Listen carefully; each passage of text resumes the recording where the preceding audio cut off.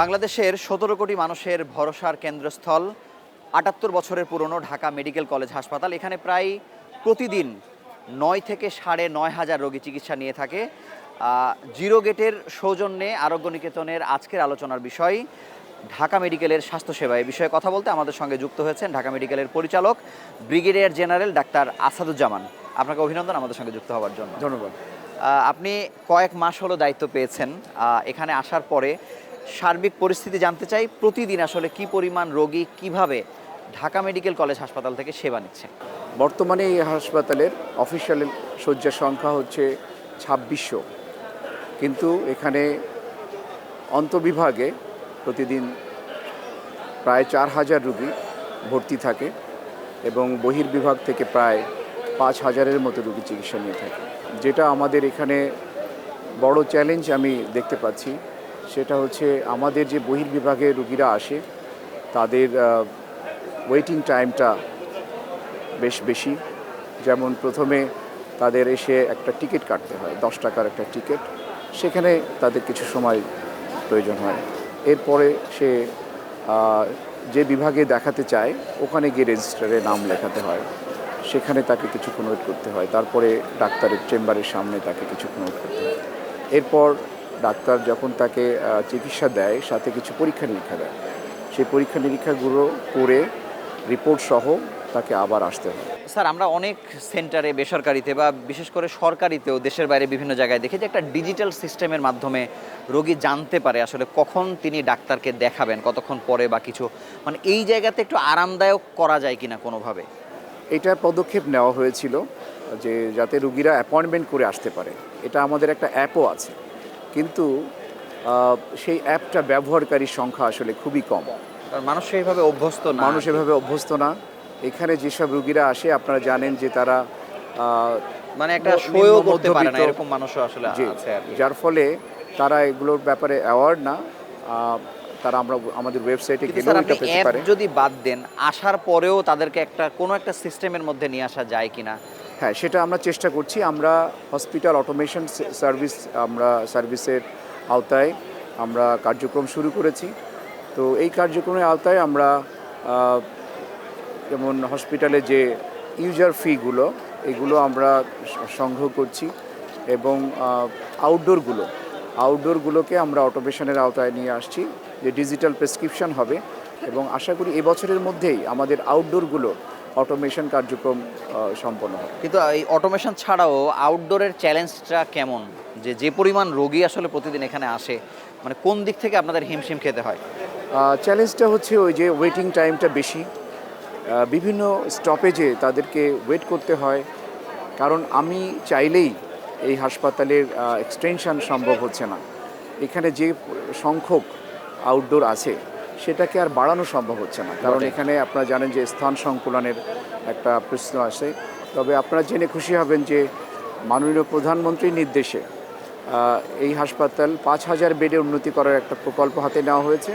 এটা যদি আমরা করতে পারি তাহলে আমরা এই রুগীদের এই যে সমস্যা আউটডোর ইনডোরে সবখানে, এটা অনেকাংশে কমে যায়। স্যার, জানতে চাইছি যে এখানে আসলে প্রতিদিনই তো প্রাইমারিলি কিছু পরীক্ষা নিরীক্ষা দেওয়া হয়, সেই পরীক্ষা নিরীক্ষাগুলো কত অংশ আপনারা করতে পারেন, কত দ্রুত আসলে করা যায়? কারণ অন্য একটা জেলা থেকে যখন একটা রোগী আসে, উনি দিনের দিন পরীক্ষার ফলাফলটা না পেলে তার জন্য একটা দিন আসলে ঢাকায় থাকতে হয়, সেই বিষয়টা যদি পরিষ্কার করেন। আমরা প্যাথোলজিক্যাল পরীক্ষা নিরীক্ষার প্রায় 80-90% আমরা করতে পারি। রেডিওলজিক্যালও একইভাবে আমরা ম্যাক্সিমাম পরীক্ষা আমাদের এখানে যেসব রেডিওলজিক্যাল যেসব মেশিনারিজ দরকার, ইনভেস্টিগেশন যেগুলো ফ্যাসিলিটিস দরকার সবই আছে। তবে এত বড় হাসপাতালের যে ইনডোর এবং আউটডোরের চাহিদা যে পরিমাণ, তো সেই পরিমাণ আমাদের নাই। আমরা বাড়ানোর চেষ্টা করছি। 4টা সিটি স্ক্যান, 4টা এমআরআই মেশিন বসায় ফেলতে পারবো না, এটার জন্য স্পেশালিস্ট রুম লাগে। সেই ফ্যাসিলিটিসগুলো এখানে আমাদের নাই। তো আমাদের এক্সিস্টিং যে ফ্যাসিলিটি আছে তাদের আমরা সে রেডিওলজিক্যাল পরীক্ষার ক্ষেত্রেও আপনার প্রায় 90% আমরা করতে পারি। আপনাকে অসংখ্য ধন্যবাদ। আমরা ছোট্ট একটি বিরতি নিয়ে আবার আলোচনা করছি।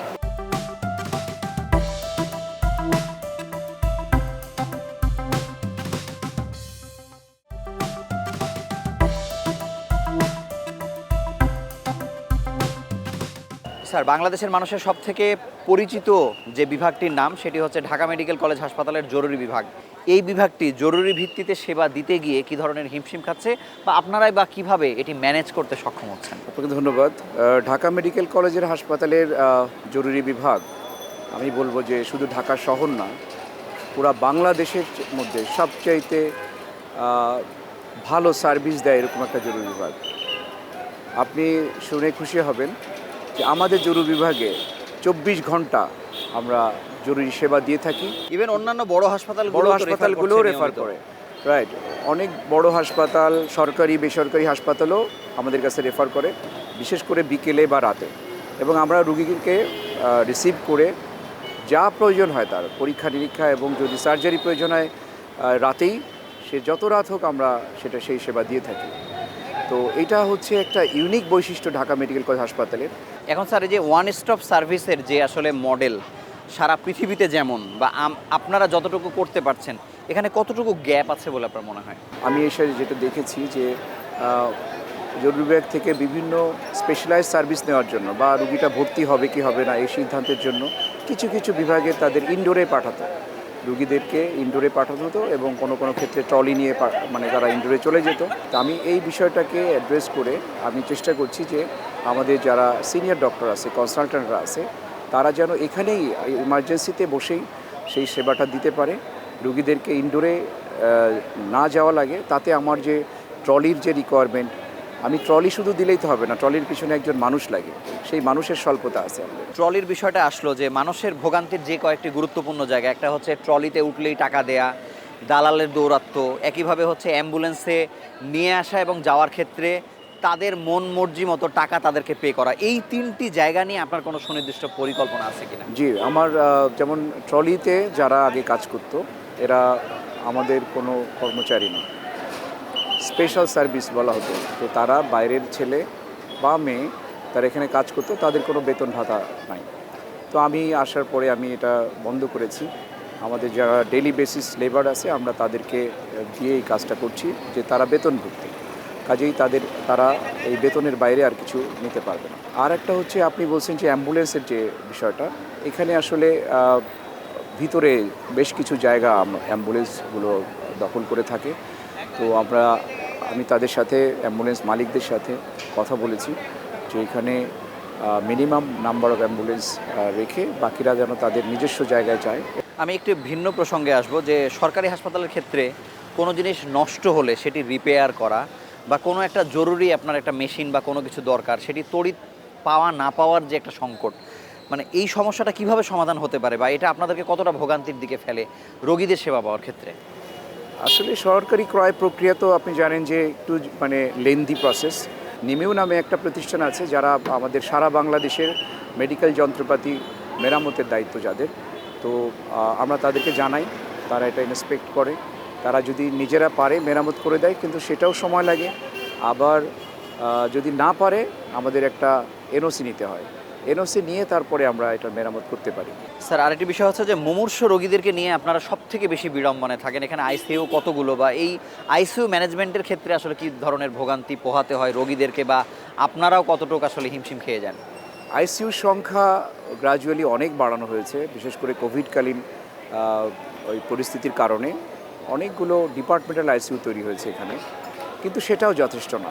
আমি দায়িত্ব নেওয়ার পর থেকে সবচাইতে চ্যালেঞ্জিং যদি বলেন আমার এই আইসিইউর রিকোয়ারমেন্ট ফুলফিল করা বা মানুষের রিকোয়েস্ট রাখতে না পারা। কারণ আমার এখানে 4000-এর মতো রুগী ইনডোরে থাকে, কোনো কোনো সময় 4000 ক্রসও করে যায়, এবং এই রুগীগুলো বেশিরভাগ খারাপ।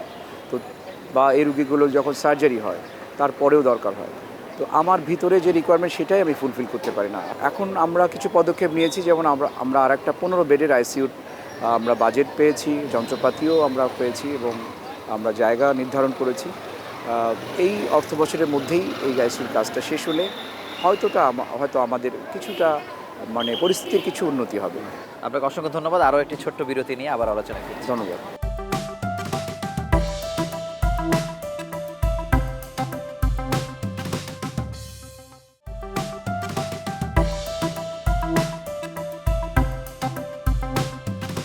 ঢাকা মেডিকেল বাদে ঢাকার বিভিন্ন বড় বড় হাসপাতালে আমরা রোগীদের কাছ থেকে একটা অভিযোগ সবসময় পাই যে কিছু হলেই ঢাকা মেডিকেলে চলে যান বা রেফার করে দেওয়া হয়।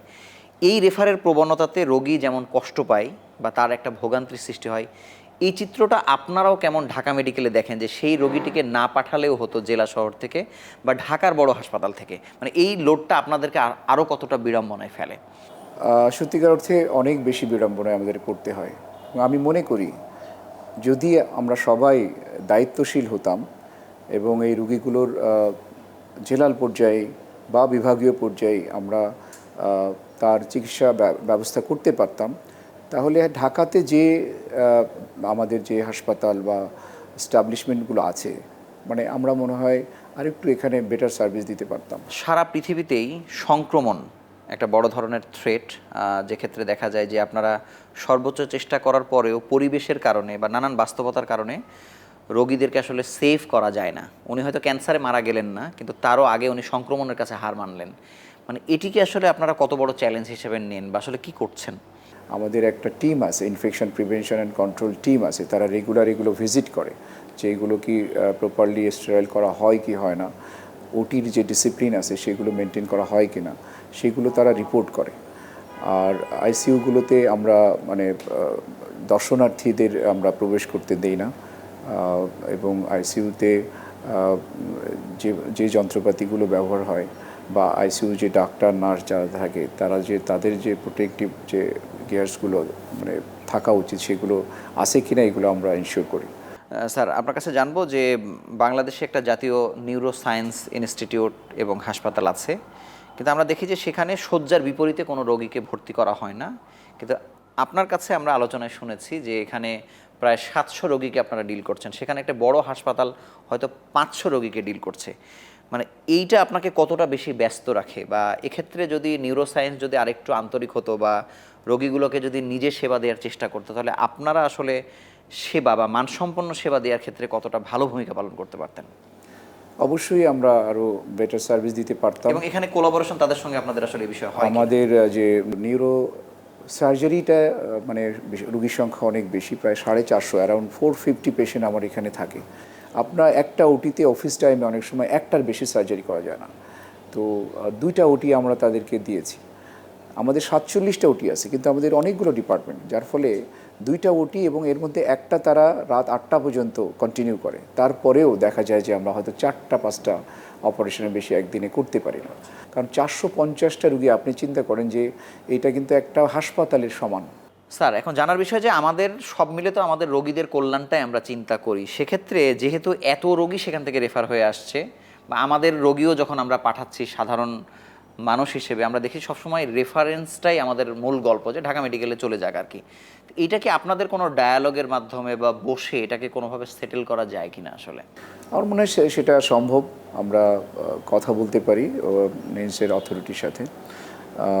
তবে একটা আশার কথা হচ্ছে যে খুব শীঘ্রই তাদের আরেকটা বিল্ডিং ওপেন হয়ে যাবে এবং সম্ভবত সেটাতে 500 বেড আছে। সেক্ষেত্রে আমার মনে হয় আমাদের এই যে কষ্টটা, এই রেফারেলের যে কষ্টটা রুগীদের হয়, আমার মনে হয় ঢাকা মেডিকেলেও সেখান থেকে বেনিফিটেড হবে এই বিল্ডিংটা মানে চালু হয়ে যায়। স্যার, ঢাকা মেডিকেলের ক্ষেত্রে আরও একটি বড় বাস্তবতা কিডনি প্রতিস্থাপন, বোন ম্যারো ট্রান্সপ্লান্ট বা ওপেন হার্ট সার্জারি, এগুলোর ক্ষেত্রে দেখা যায় যে বন্ধ হয় মাঝে মাঝে। অনেক টাকা খরচ করে একটি বিভাগ তৈরি করা হয় বা অনেক সেট আপ রেডি হয়, কিন্তু দেখা যায় যে একটা দীর্ঘ সময়ের জন্য আবার বন্ধ হয়ে গেল। বন্ধ হয়ে যাওয়ার পরে ওই প্রতিষ্ঠানটাকে বা ওই বিভাগটাকে আবার রেনোভেশন করে নতুন করে আবার মানে ব্যবহার উপযোগী করা আরও কঠিন হয়ে যায়, যেটা আপনি জানেন যে বোন ম্যারো ট্রান্সপ্লান্টের ক্ষেত্রে এই ধরনের একটা বড় সীমাবদ্ধতা রয়েছে আর কি। সেটিকে সচল করা কেন যায় না বা এই জায়গাতে আসলে আপনি কোনো নজর দিচ্ছেন কিনা? আপনি দেখেছেন যে বোন ম্যারো ট্রান্সপ্লান্টের যে ইস্যুটা, আমাদের ওখানে হেপা ফিল্টার একটা আছে, অনেক এক্সপেন্সিভ একটা আইটেম, এটা নষ্ট হয়ে যাওয়াতে এটা বন্ধ রাখা হয়েছে। তবে ওপেন হার্ট সার্জারি অথবা আপনি কিডনি প্রতিস্থাপন, এখানে কিন্তু এই ধরনের সমস্যা নেই। কিডনি প্রতিস্থাপনে যেটা হয়, যেটা ডোনারের একটা সমস্যা থাকে, আমরা ডোনার পাই না, সে কারণে ডোনার পাইলে কিন্তু আমরা এটা রেগুলার বেসিসে করতে পারবো। আমি অনুষ্ঠানের শেষের দিকে আপনার কাছে জানতে চাইবো যে এই যে পরিকল্পনা ঢাকা মেডিকেলকে আসলে 5000 শয্যাতে নিয়ে যাওয়া, বর্তমানে আসলে রোগীর বিপরীতে আপনাদের জনবলের ঘাটতিটা কতটা তীব্র সেটা একটু জানতে চাই। এই 5,000 বেড আসলে কবে আলোর মুখ দেখবে? 5,000 বেড আমার বিশ্বাস খুব দ্রুতই আলোর মুখ দেখবে, কারণ এটার ডিপিপিটা আমরা পাঠিয়ে দিয়েছি। তো এখানে এরপরে এখানকার ট্রাফিক সিস্টেম কি হবে এটা নিয়ে কারো কিছু প্রশ্ন ছিল। তো এইগুলো সলভ হয়ে গেলেই আমরা এটা মন্ত্রণালয় এটা একনেকের অ্যাপ্রুভালের জন্য পাঠাবে। তো একনেক থেকে অ্যাপ্রুভাল পেয়ে গেলেই এটার কাজ শুরু হয়ে যাবে। স্যার মানে সেই চিত্রটা হয়তো আমরা দেখতে পাচ্ছি না, কিন্তু এই 5,000 শয্যা হয়ে গেলে মানে মডেলটা কেমন হবে, এটার ইমার্জেন্সি রুম কেমন হবে, এটার আইসিইউ কেমন হবে, যদি একটু আমাদেরকে ধারণা দেন। পুরো এরিয়ার একটা মাস্টার প্ল্যান হয়েছে, ডিটেল প্ল্যানিং, যেটা প্রত্যেকটা ইন্ডিভিজুয়াল বিল্ডিংয়ে কী কী থাকবে সেটা করা হয়েছে। যে এটা গাইনি বিল্ডিং, এটা মেডিসিন বিল্ডিং, এটা সার্জিক্যাল বিল্ডিং, কিন্তু ওখানে মধ্যে কী কী ফ্যাসিলিটিস, কোন কোন রুম থাকবে, কী কী ফ্যাসিলিটি, এটার কিন্তু আলাদা আর্কিটেকচার থাকবে। ডিটেল প্ল্যানিং যখন করা হবে অবশ্যই উন্নয়ন হবে। স্যার আপনাকে অসংখ্য ধন্যবাদ আমাদের সঙ্গে যুক্ত হওয়ার জন্য, এবং আবার আন্তরিকভাবে অভিনন্দন জানাচ্ছি। আপনাকেও ধন্যবাদ। 5,000 শয্যায় রূপান্তরিত হলেই পরিস্থিতি বদলে যাবে না, যদি না বাংলাদেশের 64টা জেলায় স্বাস্থ্যসেবা স্বয়ংসম্পন্ন না হয়, এবং ঢাকার যে আশেপাশের যে বড় বড় হাসপাতাল আছে তারা যদি বিনা কারণে বা ছোট ছোট কারণে রোগী রেফার করা বন্ধ না করেন ঢাকা মেডিকেলে, যদি তারা র্যাশনালি রোগীকে পাঠানোর চিন্তা করে বা প্রয়োজনেই পাঠানোর পদ্ধতি অবলম্বন করে, তাহলে হয়তো এখানে যারা সেবা নিতে আসছেন তারা মানসম্পন্ন সেবা পাবে। এই ছিল আজকের পর্বে। আগামী পর্বে আবারও নতুন কোনো বিষয় নিয়ে হাজির হব। সেই সময় পর্যন্ত ভালো থাকুন, সুস্থ থাকুন।